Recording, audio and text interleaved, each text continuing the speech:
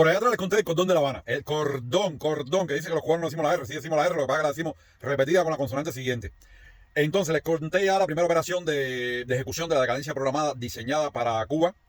Y después vino la segunda operación. La segunda operación fue la de retirada de todas las empresas productivas y organizadas norteamericanas que existían en Cuba para dar paso a la administración o pseudo-administración planificada que iba a caer o hundir en la decadencia todos los negocios heredados por la dictadura en muy poco tiempo. Increíblemente, esta planificación fue hecha para 5 años, o sea, se pensaba que en 5 años, después de este paso de la destrucción de todo el sistema empresarial cubano, ya no quedaría ninguna empresa en Cuba. Pero debido al aprendizaje rápido de la población 12 y 23 de Cuba, la población cubana es mayoritariamente 12 y 23, clase 12 y 23, que son las clases más, ¿cómo se llama esto?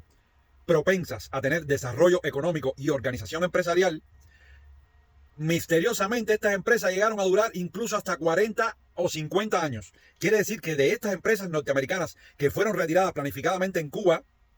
para que se extinguiera su uso u operaciones, estas empresas siguieron bajo administración cubana debido a la cualidad cubana empresarial por casi 20, 30 y hasta 40 años algunas, incluso sin ningún tipo de apoyo logístico, financiero, administrativo o ningún tipo de control de sus antiguos propietarios. Quiere decir que esto fue una operación no tan buena como el cordón de La Habana. El cordón de La Habana funcionó en los 3 años siguientes, o sea, en los 3 años siguientes ya había escasez de alimentación en Cuba.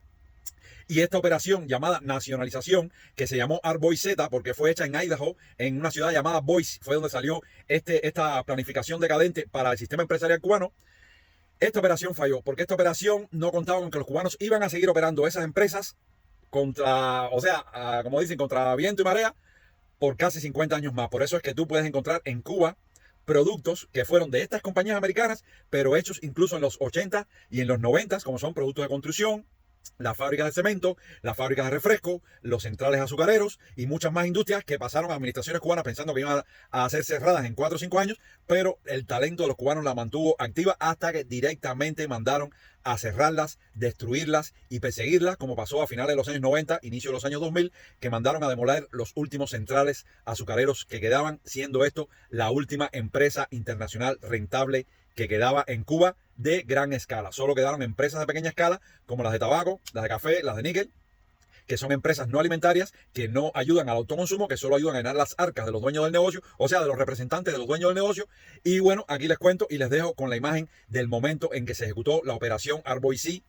que fue la de la destrucción empresarial de todas las industrias que estaban establecidas y funcionales en Cuba en aquel momento. Ahí les dejo las imágenes. Quedan nacionalizadas todas las empresas de la compañía eléctrica, todas las empresas de la compañía de teléfono, todos los bienes, por supuesto, y empresas de la Texaco y de la ERI, y además los 36 centrales azucareros que tenían.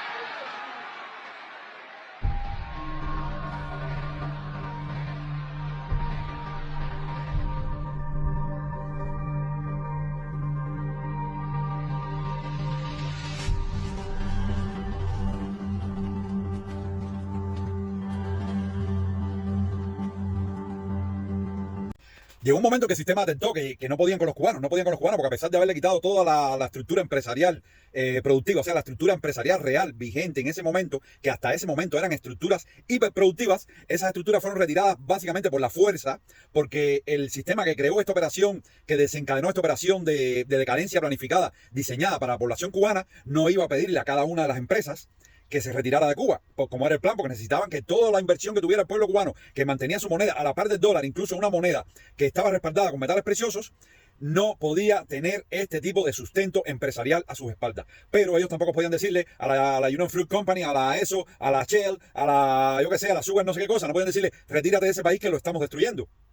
porque iban a hacer público su proyecto. Este proyecto no se ha hecho público. Este proyecto se ha investigado por cientos de personas que son silenciadas en las redes continuamente, porque estamos programados para todas las ideas que nos parezcan descabelladas, atacarlas profusamente como si no fuera la vida en ellos, como si no hubiera un mañana. Entonces, una vez que se ejecutó este proyecto de hacer, ¿cómo se llama esto? La retirada empresarial organizada de Cuba a través de su caudillo implantado por ellos mismos, ¿Qué fue lo segundo? Vieron que los cubanos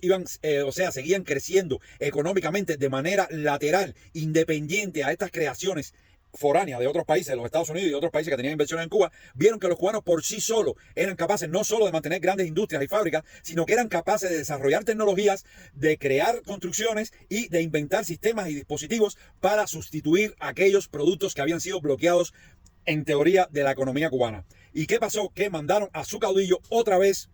ya no a intervenir empresas, porque ya no existían empresas. Mandaron a su caudillo a perseguir de manera férrea a toda persona que tuviera un ápice de emprendimiento en su cabeza. Esos eran seres que ellos ya no querían más. Entonces empezaron a demonizar en los medios a los empresarios, a los agricultores, a los campesinos, a los constructores, a las personas que tuvieran alguna capacidad de emprendimiento, como diciendo, esos son los ricos, los nuevos ricos, los buqueses. No sé si ustedes se acuerdan de esa muela que toda persona que tenía un puestecito de zapatos o un puestecito de batido de mango, los atacaban y le quitaban su sustento económico diciendo que eran capitalistas, que eran rezagos del capital. Bueno, toda esa gilipollez que se nos prendió en nuestra mente, que incluso nuestra mente aún la tiene grabada a fuego, porque en nuestra mente todavía seguimos mirando con envidia y con mal resentimiento a las personas que de alguna manera hacen algún tipo de escalada económica en sus vidas debido a su propio proceso de desarrollo que la mayoría de las personas tiene extirpadas, porque los cubanos fuimos enseñados a través de la educación rockefeliana a vivir como obreros o sistemas más bajos. Por eso en toda Cuba se hacía estas revoluciones para los obreros, para los trabajadores, el pueblo hablado, esto es para el pueblo. O sea, es la sensación de que la pobreza es el camino decente y correcto y la creación de riquezas es el camino errado y corrupto. Eso fue lo que nos metieron en la cabeza los cubanos, y todavía los cubanos estamos trabajando en un sitio mirando al de al lado, preguntando cuánto cobra el de al lado, en vez de preguntar qué libros deberíamos abrir para mejorarnos nosotros mismos y mejorar nuestras vidas. Es una implantación que nadie es culpable de eso, aunque todos la sufran actualmente sin siquiera saber que existen. Entonces después se le dio la orden al caudillo de perseguir cada proceso productivo en Cuba, y ahí fue cuando, una vez que pasó este video que vieron anteriormente, que se echaron abajo todas las grandes empresas norteamericanas que estaban bien fundadas en Cuba y que tenían un sistema productivo casi perfecto en Cuba, porque incluso grandes empresas, menciono una de ellas, Hershey, la General Electric, la Union Fruit, fueron forzadamente a ser retiradas de Cuba después que habían construido monopolios jóvenes. Digo monopolios jóvenes porque fue a finales de los años 50 cuando esas empresas decidieron crear una potencia económica en Cuba, que fue cortada abruptamente por esta operación que les conté anteriormente de desencadenar la decadencia diseñada dentro de ese país, que no se podían permitir que tuviera una moneda más fuerte que el falso dólar, que iba a ser, el dólar iba a ser atacado en los siguientes años, como en los años 60 le quitaron el respaldo metálico al dólar y después lo convirtieron en petrodólar, y actualmente el dólar es una moneda que no se sostiene sobre ningún bien adverso. O sea, el dólar actualmente es un número en una computadora que lo ponen y lo suben como método de control de cada población. En fin, mandaron a su caudillo a perseguir el que tenía un puesto batido, el que arreglaba zapatos, el que criaba conejos, el que tenía una máquina de soldar en el patio de su casa, porque la persecución empresarial en un país diseñado para ser destruido fue hasta el comerciante autónomo que molía maní en su casa y vendía cucurucho de maní en la mañana. Por eso es que los cubanos todavía no nos cabe en la cabeza que nosotros fuimos los que nos autodestruimos por órdenes de arriba y nos metieron eso de que si el bloqueo, que si las dificultades, tanto es el bloqueo que todavía la gente ve una jaba de basura botada en la esquina de su casa y no dice esa basura me molesta, la voy a quitar de ahí, sino dice esa basura está ahí por culpa del bloqueo.